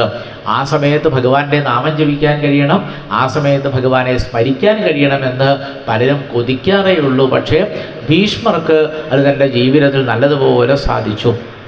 ഭീഷ്മരുടെ മുന്നിൽ ഇപ്പോൾ ഭഗവാൻ മാത്രമല്ല ഉള്ളത്, ഈ സ്വതവേ ഭഗവാൻ വരുന്ന സമയത്ത് സജ്ജനങ്ങൾ മുഴുവനും ഭഗവാന്റെ കൂടെ ഉണ്ടാവുന്നത്. അപ്പം അനേകം സജ്ജനങ്ങളോടുകൂടി തൻ്റെ മുന്നിലിരിക്കുന്ന ഭഗവാനെ നല്ലതുപോലെ കാണാൻ ആർക്ക് സാധിച്ചു? ഭീഷ്മപിതാമഹന് സാധിച്ചു. എന്നിട്ട് ഭീഷ്മർ മറ്റു വാക്കുകളൊക്കെ നിർത്തി അവിടെ വെച്ചിട്ടാണ് ഭഗവാനെ സ്തുതിക്കുന്നത്. അതാണ് ഭാഗവതത്തിലെ വളരെ പ്രസിദ്ധമായിരിക്കുന്ന ഭീഷ്മസ്തുതി എന്ന് പറയുന്ന ഭാഗം. അത് ശ്ലോകം തൊട്ടാണ് ആരംഭിക്കുന്നത്. അപ്പം അതിൽ ഏതെങ്കിലും 1-2 ശ്ലോകങ്ങൾ ചൊല്ലിയിട്ട് നമുക്ക് ആ ഭീഷ്മസ്തുതി കൂടി അനുസ്മരിച്ച് ഈ പ്രഭാഷണം നമുക്ക് പൂർത്തിയാക്കാം എന്നാണ് വിചാരിക്കുന്നത്. അപ്പം അതിൽ ഭീഷ്മസ്തുതി നമുക്ക് നല്ലതുപോലെ അറിയണമെങ്കിൽ നമ്മൾ എന്ത് ചെയ്യണം? മഹാഭാരതത്തിലേക്ക് തന്നെ പോകണമല്ലേ. പ്രത്യേകിച്ച് മഹാഭാരതത്തിൽ ഈ പാണ്ഡവന്മാരും കൗരവന്മാരും തമ്മിൽ ഘോരമായ യുദ്ധം നടക്കുന്ന സമയത്ത് ഭഗവാൻ പറഞ്ഞു, ഞാൻ ഏതെങ്കിലും ഒരു ഭാഗത്ത് നിൽക്കാം, പക്ഷേ ഞാൻ എന്ത് ചെയ്യില്ല, ആയുധങ്ങളൊന്നും എടുക്കില്ല എന്ന് ഭഗവാൻ ആദ്യമേ പറഞ്ഞിരുന്നു. അപ്പോൾ ദുര്യോധനൻ ആലോചിച്ചു, ഈ ആയുധങ്ങളൊന്നും എടുക്കാത്ത ഭഗവാനെ കിട്ടിയിട്ട് ഇപ്പം എന്താ പ്രയോജനം അല്ലേ? നേരെ മറിച്ച് ഭഗവാൻ ആയുധം എടുത്ത് വരികയാണെങ്കിൽ ഞാനേ ജയിക്കുള്ളൂ എന്ന് ദുര്യോധനന് നല്ലതുപോലെ അറിയാം. അപ്പോൾ ഭഗവാന്റെ അടുത്ത് വന്ന സമയത്ത് ദുര്യോധനൻ പറഞ്ഞൊരു കാര്യം ചെയ്യാം, എനിക്ക് ആയുധമില്ലാത്ത കൃഷ്ണനെ എനിക്ക് ആവശ്യമില്ല, അതുകൊണ്ട് അങ്ങയുടെ സൈന്യം എനിക്ക് തന്നാൽ മതി എന്ന് പറഞ്ഞു. ഭഗവാൻ പറഞ്ഞു അങ്ങനെ ആയിക്കോട്ടെ. അങ്ങനെയാണ് ഭഗവാൻ തൻ്റെ യാദവ സൈന്യത്തെ കൗരവാധിപതിയായിരിക്കുന്ന ദുര്യോധനന് കൊടുത്തു. അർജുനൻ എന്താ പറഞ്ഞതെന്നല്ലേ? അർജുനൻ പറഞ്ഞു, ആയുധമൊന്നും കയ്യിലില്ലെങ്കിലും എനിക്ക് ആരെ കിട്ടിയാൽ മതി? ഭഗവാനെ കിട്ടിയാൽ മതി. അങ്ങനെയാണ് പാണ്ഡവന്മാരുടെ ഭാഗത്ത് ഭഗവാൻ വരുന്നത്. ആ കഥകളൊക്കെ വിസ്തരിച്ച് ഭാരതത്തിൽ പറയുന്നുണ്ട്, ഞാനൊന്ന് സൂചിപ്പിച്ചു എന്ന് മാത്രം. അങ്ങനെ മഹാഭാരത യുദ്ധം നടന്നുകൊണ്ടിരിക്കുന്ന സമയത്താണ് ഭഗവാന് പാർത്ഥസാരഥി എന്ന് പറയുന്ന ഒരു പേര് കിട്ടിയത്. പാർത്ഥൻ എന്നുള്ള ശബ്ദത്തിന് അർജുനൻ അർത്ഥമെടുക്കാം. സാരഥി എന്ന് പറഞ്ഞാൽ എന്താ? സാരഥി എന്ന് പറഞ്ഞാൽ തേര് തെളിക്കുന്ന ആൾ എന്നർത്ഥം. അപ്പം അർജുനൻ്റെ തേര് തെളിക്കുന്ന ആ പാർത്ഥസാരഥിയായിരിക്കുന്ന ഭഗവാനെ ഭീഷ്മര് നല്ലതുപോലെ മനസ്സിൽ കണ്ടിട്ട് ഭഗവാനോട് പറയുകയാണ്, ത്രിഭുവനകമനം തമാലവർണം രവികരഗൗരവരംബരം ദധാനേ വപുരളകുലാവൃതാനനാംജം വിജയസഖേ രതിരസ്തു മേനവദ്യ. മേ അനവദ്യ രതിഹി അസ്തു. എവിടെ? വിജയസഖേ. പാർത്ഥസാരഥിയായിരിക്കുന്ന ഭഗവാന്റെ പാദപത്മത്തിൽ എനിക്ക് യാതൊരു ദോഷവുമില്ലാത്ത പ്രേമമുണ്ടാവണം എന്നാണ് ഭീഷ്മർ ഭഗവാനോട് ആദ്യമായിട്ട് പ്രാർത്ഥിച്ചത്. പിന്നെ ഭീഷ്മരുടെ മനസ്സ് മുഴുവനും പാർത്ഥസാരഥിയുടെ പലതരത്തിലുള്ള ചിത്രങ്ങളായിരുന്നു. മഹാഭാരത യുദ്ധത്തിൻ്റെ കഥകളൊക്കെ നമുക്കറിയാലോ അല്ലേ? ആ കഥകൾ ഓരോന്നോരോന്നായിട്ട് അനുസ്മരിക്കുന്നുണ്ട്. ഭീഷ്മപിതാമഹർ അവിടെ വെച്ച് അനുസ്മരിക്കുന്നുണ്ട്. അപ്പോൾ ഭീഷ്മർ ഭഗവാനോട് പറയുകയാണ്, ഭഗവാൻ അടുത്ത് വന്നിട്ട് നേരത്തെ പറഞ്ഞ പോലെയൊക്കെ കേട്ടിരിക്കുകയാണ്. ഭഗവാൻ പ്രത്യേകിച്ചൊന്നും ഭീഷ്മരോട് പറയണില്ല എന്നുള്ളതാണ് ഈ ഭാഗത്തിൻ്റെ പ്രത്യേകത. കുന്തിസ്തുതി പോലെ തന്നെയാണ്. ഭീഷ്മർ എന്താണോ പറയുന്നത് അത് മുഴുവൻ ഭഗവാൻ ഇങ്ങനെ കേട്ടിരിക്കുകയാണ്. അപ്പോൾ ഭഗവാൻ അത് കേട്ടിരിക്കുന്ന സമയത്ത് ഭീഷ്മർ എന്തെല്ലാം കാര്യങ്ങളാണ് പറഞ്ഞത് ശ്രദ്ധിച്ചോളൂ. ഭീഷ്മർ പറഞ്ഞ മറ്റൊരു കാര്യം, സുനിഗമം അപഹായ മൽപ്രതിജ്ഞാമൃതം അധികർത്തും അവപ്ലുതോ രഥസ്ഥ ധൃതരഥചരണോഭ്യാൽ ചലൽഗു ഹരിരിവ ഹന്തമിഭം ഗതോത്തരീയ. ഈ ഭാരതയുദ്ധം തുടങ്ങുന്ന സമയത്ത് നേരത്തെ സൂചിപ്പിച്ചല്ലോ, ഭഗവാൻ ഒരു പ്രതിജ്ഞ എടുത്തിരുന്നു, ഞാൻ ആയുധമെടുക്കില്ല എന്നുള്ളൊരു പ്രതിജ്ഞ. ഈ പ്രതിജ്ഞ കേട്ട സമയത്ത് ഭീഷ്മർ ഒരു പ്രതിജ്ഞ എടുത്തു, ഞാൻ ഭഗവാനെ കൊണ്ട് ആയുധമെടുപ്പിക്കും. ഏതാ ശരിയായത്? നമ്മളിരുന്ന് ആലോചിച്ചാൽ നമുക്ക് മനസ്സിലാവും, ഇവിടെ ഭീഷ്മർ പറഞ്ഞതാണ് ശരിയായതല്ലേ. ഭഗവാനെ കൊണ്ട് ഞാൻ ആയുധം എടുപ്പിക്കും എന്ന് ഭീഷ്മർ പറഞ്ഞപ്പോൾ ആ ഭീഷ്മർ പറഞ്ഞ കാര്യമാണ് ശരിയായത്. അതെന്തേ കാരണം? നമ്മൾ ആ കഥ കേട്ടാലേ നമുക്കത് മനസ്സിലാവുള്ളൂ. ഭാരതയുദ്ധം അങ്ങനെ കൊടുമ്പിരി കൊണ്ട് നടന്നുകൊണ്ടിരിക്കുകയാണ്. അങ്ങനെ ആ യുദ്ധം നടക്കുന്ന സമയത്ത് ഭഗവാനെ കാണാൻ എന്തൊരു ഭംഗിയല്ലേ. സ്വതവേ തന്നെ ഭക്തന്മാർ പറയും, ഭഗവാൻ ഏതവസ്ഥയിൽ കണ്ടാലും ഭംഗിയാണ്. ഭഗവാൻ ചിരിച്ചാൽ ഭംഗിയാണ്, കരഞ്ഞാൽ ഭംഗിയാണ്, നടന്നാൽ ഭംഗിയാണ്, ഇരുന്നാൽ ഭംഗിയാണ്, എന്തു ചെയ്താലും ഭംഗിയാണ്. ഭാരതയുദ്ധത്തിൽ ഭഗവാൻ എവിടെയായിരിക്കണമെന്ന് നമ്മൾ നല്ലതുപോലെ ആലോചിക്കണം. അത് ഗംഭീരമായിരിക്കുന്ന തേരുണ്ട്. തേരാരുടെയാണ്? ഭഗവാന്റെ അർജുനൻ്റെ തേര. ആ അർജുനൻ്റെ തേരിൽ നേരെ മുന്നിലാണ് ഭഗവാൻ ഇരിക്കുക. ഭഗവാൻ ആ നേരെ മുന്നിൽ ചിലപ്പോൾ അങ്ങനെ കാലിൻ്റെ മുട്ടക്കാരൻ നില തേരിലേക്ക് താഴ്ത്തി ഭഗവാൻ അങ്ങനെ ഒരു പ്രത്യേക തരത്തിലിരിക്കും. ഇടയ്ക്ക് ഭഗവാൻ എഴുന്നേറ്റ് നിൽക്കും. അപ്പോൾ ഭഗവാൻ ഇടത്തെ കയ്യിൽ എന്താ ഉണ്ടാവുക? നല്ലതുപോലെ ധ്യാനിക്കണം എന്ന് പറയുമല്ലേ. അപ്പോൾ പാർത്ഥസാരഥിയെ ധ്യാനിക്കുമ്പോൾ ഭഗവാന്റെ ഇടത്തെ കയ്യിൽ എന്തായിരിക്കും നമ്മൾ ധ്യാനിക്കുക? ഭഗവാന്റെ ഇടത്തെ കയ്യിൽ എന്താ ഉണ്ടാവുക? ആ സമയമൊന്നും നമ്മൾ ചിന്തിച്ചിട്ടുണ്ടാവില്ല അല്ലേ. ഈ കുതിരകളെ നിയന്ത്രിക്കുക എന്ന് പറഞ്ഞാൽ അത്ര എളുപ്പമൊന്നുമല്ല. അപ്പോൾ തൻ്റെ മുന്നിലുള്ള ആ തേരിൽ പൂട്ടിയിരിക്കുന്ന കുതിരകളുടെ കടിഞ്ഞാണമൊക്കെ ഭഗവാൻ എന്ത് ചെയ്യും? ഇടത് കൈ കൊണ്ട് പിടിക്കും. അത്ര എളുപ്പമുള്ള കാര്യമാണ്. കുതിര ശക്തമായിട്ട് മുന്നോട്ട് പോകാൻ നോക്കും. അപ്പോൾ ആ കുതിരകളെ ഭഗവാൻ ആ കടിഞ്ഞാണമൊക്കെ പിടിച്ചിട്ടാണ് ഇടത് കൈ കൊണ്ട് നിയന്ത്രിക്കുന്നത്. പിന്നെ വലതേ കയ്യിൽ ഭഗവാൻ എന്തുണ്ടാവും? ചമ്മട്ടിക്കോലോ വലതു കൈയിൽ ചെമ്മേ കടിഞ്ഞാണിടതു കൈയിൽ. പാർത്ഥസാരഥിയെ ധ്യാനിക്കുമ്പോൾ ഭഗവാന്റെ വലത്തെ കയ്യിൽ ആ ചമ്മട്ടിക്കോല് ധ്യാനിക്കണം. ഇടത്തെ കയ്യിൽ എല്ലാ കുതിരകളുടെയും കടിഞ്ഞാണ് ഭഗവാൻ മുറുകെ പിടിച്ചിരിക്കും. എന്നിട്ട് അർജുനനാണ് ആരോട് കൽപ്പിക്കുക? ഭഗവാനോട് കൽപ്പിക്കുക. ഭഗവാൻ അർജുനനോട് കൽപ്പിക്കുകയല്ല കേട്ടോ. ഇടത്തോട്ട് എന്ന് പറഞ്ഞാൽ ഈ തേര് ഇടത്തോട്ട് തിരിക്കണ്ടേ? വലത്തോട്ട് എന്ന് പറഞ്ഞാൽ തേര് വലത്തോട്ട് തിരിക്കണ്ടേ? ആജ്ഞാപിക്കുന്നതൊക്കെ ആരാ? പിന്നിലിരിക്കുന്ന അർജുനനാണ് ഭഗവാനോട് ആജ്ഞാപിക്കുക. അർജുനൻ എന്താണോ ആജ്ഞാപിക്കുന്നത് അതൊക്കെ ഭഗവാൻ എന്ത് ചെയ്യുന്നു? ഒരു ദാസനെ പോലെ അനുസരിക്കുന്നു. ഇടത്തോട്ട് എന്ന് പറഞ്ഞാൽ ഇടത്തോട്ട്, വലത്തോട്ട് പറഞ്ഞാൽ വലത്തോട്ട്, നിർത്തൂ എന്ന് പറഞ്ഞാൽ നിർത്തണം. എന്താണോ അർജുനൻ പറയുന്നത് അതൊക്കെ ആരനുസരിക്കണം? ഭഗവാൻ അനുസരിക്കണം. ഈ ഭക്തിക്ക് പല ഭാവങ്ങളുണ്ട് എന്ന് പറയും. അതിലൊരു ഭാവം എന്താണെന്ന് പറഞ്ഞാൽ, ആദ്യകാലത്ത് ഭഗവാൻ ഒരു യജമാനനെ പോലിരിക്കും, ഭക്തൻ ദാസനെ പോലിരിക്കും. ആ ഭക്തി വർദ്ധിച്ച് വർദ്ധിച്ച് വർദ്ധിച്ച് കുറച്ചു കാലം കഴിഞ്ഞാൽ ഒരു നേരെ കണ്ട് തിരിഞ്ഞു വന്നാൽ നല്ല രസമാണ്. ഭഗവാൻ ദാസനെ പോലെയായിട്ട് മാറും, ഭക്തൻ ആരെ പോലെയായിട്ട് മാറും? യജമാനനെ പോലെയായി തീരുന്ന ഭക്തിയുടെ ഒരു ഉയർന്ന ഭാവത്തെപ്പറ്റി ഭാഗവതത്തിൽ എത്രയോ ഭാഗത്ത് പറയുന്നുണ്ട്. പാർത്ഥസാരഥിയുടെ ഭാവം ശരിക്കും പറഞ്ഞാൽ അങ്ങനെയാണെന്ന് തോന്നും നമുക്ക്, മഹാഭാരതം വായിച്ചാൽ ഭാഗവതമൊക്കെ വായിച്ചാൽ. അങ്ങനെ ഭീഷ്മര് ഭഗവാനോട് ഇങ്ങനെ നോക്കിയത്, ഭഗവാനോട് നോക്കിയെന്ന് നേരത്തെ പറഞ്ഞില്ലേ, കൃഷ്ണം ച തൽ പ്രഭാവജ്ഞ. ശ്രീകൃഷ്ണ ഭഗവാന്റെ എല്ലാ പ്രഭാവങ്ങളെ പറ്റിയും ആർക്കറിയാം? ഈ ഭീഷ്മർക്ക് നല്ലതുപോലെ അറിയാം. അങ്ങനെ യുദ്ധം 1-ാം ദിവസം കഴിഞ്ഞു, 2-ാം ദിവസം കഴിഞ്ഞു, 3-ാം ദിവസം കഴിഞ്ഞു, 9-ാമത്തെ ദിവസമായി. അന്ന് ഗംഭീര യുദ്ധം നടന്നുകൊണ്ടിരിക്കുകയാണ്. യുദ്ധങ്ങൾ നടക്കുന്ന സമയത്ത് ഒരിക്കൽ ഭഗവാൻ ഇങ്ങനെ നോക്കി. ഭഗവാൻ നോക്കിയ സമയത്ത് ശ്രദ്ധിച്ച് കേൾക്കണേ, ഭഗവാൻ അങ്ങനെ നോക്കിയപ്പോൾ ഈ ഭീഷ്മരുടെ ഭാഗത്തുനിന്ന് ഈ ശരമാരി എന്നൊക്കെ നമ്മൾ പുസ്തകത്തിൽ വായിച്ചിട്ടേ ഉണ്ടോ, കാരണം നമ്മളാരും മഹാഭാരതത്തിൽ നിന്നൊന്നും കണ്ടിട്ടില്ല. മഴ പെയ്യുന്നത് പോലെ ഭീഷ്മരുടെ ഭാഗത്തുനിന്ന് അമ്പുകൾ ഇങ്ങനെ പ്രവഹിക്കുകയാണ്. ഏത് ഭാഗത്തേക്ക്? അർജുനൻ്റെ ഭാഗത്തേക്ക്. ഭഗവാന് മനസ്സിലായി അർജുനൻ്റെ ഭാഗത്തുനിന്ന് തിരിച്ചങ്ങോട്ട് അമ്പുകളൊന്നും പോകുന്നില്ല. സ്വതവേ ഭഗവാൻ എപ്പോഴും തന്നെ മുൻഭാഗത്തേക്കാണ് നോക്കുക, പിന്നിലിരിക്കുന്ന അർജുനെ അങ്ങനെ നോക്കാറില്ല. പക്ഷേ ഈ ഒരു അവസ്ഥ കണ്ടപ്പോൾ പിന്നിൽ തങ്ങിന പാർത്ഥനിൽ, തൻ്റെ പിന്നിലിരിക്കുന്ന ആ പാർത്ഥനെ ഭഗവാൻ ഒന്നിങ്ങനെ തിരിഞ്ഞു നോക്കിയത്. ഇതാണ് ഭാരതയുദ്ധത്തിലെ ഏറെ പ്രസിദ്ധമായിരിക്കുന്ന തിരിഞ്ഞു നോട്ടം. ഭഗവാൻ ഒന്ന് തിരിഞ്ഞു നോക്കിയപ്പോൾ എന്താ കണ്ടത്? ഈ അർജുനൻ വിവശന്നോ പരവശന്നൊന്നും പറഞ്ഞാൽ പോരാ, ഒരമ്പ് പോലും പ്രയോഗിക്കാൻ കഴിയാതെ ആ ഭീഷ്മരുടെ ശരമാരിയിൽപ്പെട്ട് വലയുന്നതാണ് ആര് കണ്ടത്? ഒന്ന് തിരിഞ്ഞു നോക്കിയപ്പോൾ ഭഗവാൻ കണ്ടത്. അത് വല്ലാത്തൊരു നിമിഷമാണ്. ആ നിമിഷത്തിലാണ് പെട്ടെന്ന് ഭഗവാന് തോന്നി, എന്ത്, ഇതിങ്ങനെ ആയാൽ പറ്റില്ല. ഈ അർജുനനെ രക്ഷിക്കാമെന്ന് പറഞ്ഞിട്ടല്ലേ ഭഗവാൻ തേരിൽ കയറിയിരുന്നതല്ലേ. ആ സമയത്ത് ഭഗവാൻ ആയുധമെടുക്കില്ല എന്നുള്ള ആ പ്രതിജ്ഞയൊക്കെ പെട്ടെന്ന് ഭഗവാൻ മറന്നു. ഭഗവാൻ പെട്ടെന്ന് ഭാവം മാറി. അതിന് ഭഗവാൻ എന്ത് ചെയ്തു? ഭീഷ്മർ ആ ചിത്രത്തെ പറ്റിയാണ് ഇവിടെ പറയുന്നത്. സ്വനിഗമമപഹായ മൽപ്രതിജ്ഞാമൃതമധികർത്തുമവപ്ലുതോരഥസ്ഥാൻ. ആയുധമെടുക്കുകയില്ല എന്നുള്ള പ്രതിജ്ഞയൊക്കെ വലിച്ചെറിഞ്ഞ് ധൃതരഥചരണോഭ്യയാൽ ചലങ്കു. പെട്ടെന്നാണ് ഭഗവാൻ ആ തേരിൽ നിന്ന് പുറത്തേക്ക് ചാടിയത്. ഭഗവാൻ ആ തേരിൽ നിന്ന് പുറത്തേക്ക് ചാടിയപ്പോൾ ഭഗവാന്റെ കയ്യിൽ ആയുധങ്ങളൊന്നുമില്ല. ഇവിടെ പ്രയോഗിച്ചിരിക്കുന്ന പദം രഥചരണം എന്നാണ്. രഥം എന്ന് പറഞ്ഞാൽ എന്താ? തേര്. ചരണം എന്ന് പറഞ്ഞാൽ എന്താ? തേരിൻ്റെ കാല് എന്ന് പറയാം. തേരിൻ്റെ കാല് എന്ന് പറഞ്ഞാൽ ശരിക്ക് തേരിൻ്റെ ചക്രം തന്നെയാണ്. ആയുധങ്ങളൊന്നും കിട്ടാതിരുന്ന ഭഗവാൻ എന്ത് ചെയ്തു? ആ തേരിൻ്റെ ചക്രം തന്നെ തൻ്റെ കയ്യിലെടുത്ത് നേരെ ഭീഷ്മരുടെ മുന്നിലേക്ക് ഓടി എന്നൊരർത്ഥം നമുക്ക് തോന്നും. ഭഗവാന്റെ കയ്യിലുള്ള ചക്രം ഏതാ ചോദിച്ചാൽ നമുക്കറിയാം, സുദർശന ചക്രമാണ്. അപ്പോൾ ആ സുദർശന ചക്രത്തെ എന്ത് പറയാറുണ്ട്? രഥചരണം എന്ന് പറയാറുണ്ട്.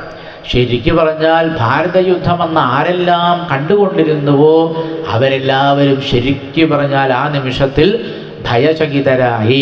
കാരണം എന്താ? അല്പനിമിഷങ്ങൾക്കകം അഥവാ അടുത്ത നിമിഷത്തിൽ ഈ ഭാരതയുദ്ധം അവസാനിക്കുന്നതാണ്. കാരണം എന്താ?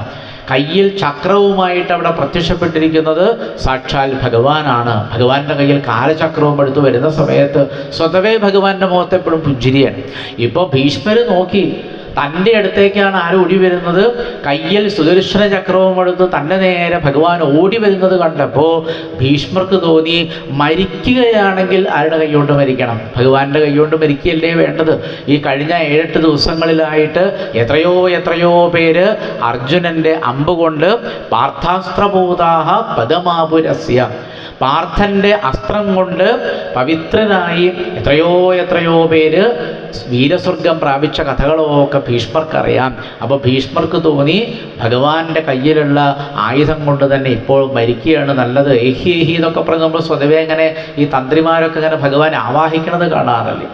ഭഗവാനെ എൻ്റെ അടുത്തേക്ക് വന്നോളൂ എന്നുള്ള മട്ടിൽ ഭീഷ്മർ ആ സമയത്ത് ഭഗവാനെ തൊഴുത് ഇങ്ങനെ നിൽക്കുകയായിരുന്നു അത്രേ.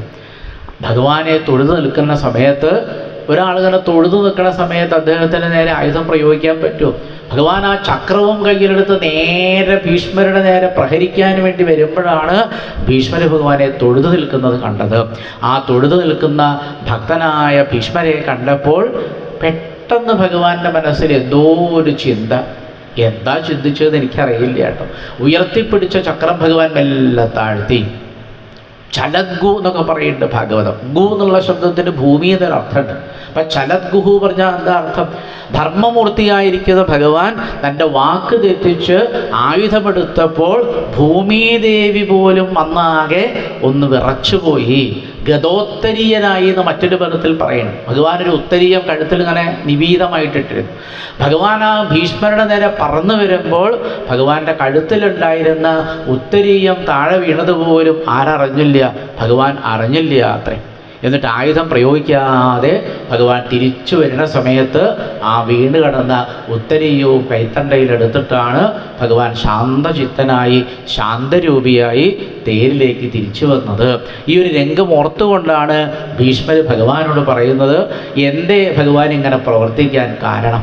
അതിൻ്റെ കാരണം ഭീഷ്മർ പറയുന്നു, സ്വനിഗമം അപഹായ മൽപ്രതിജ്ഞാമൃതമധികർത്തും.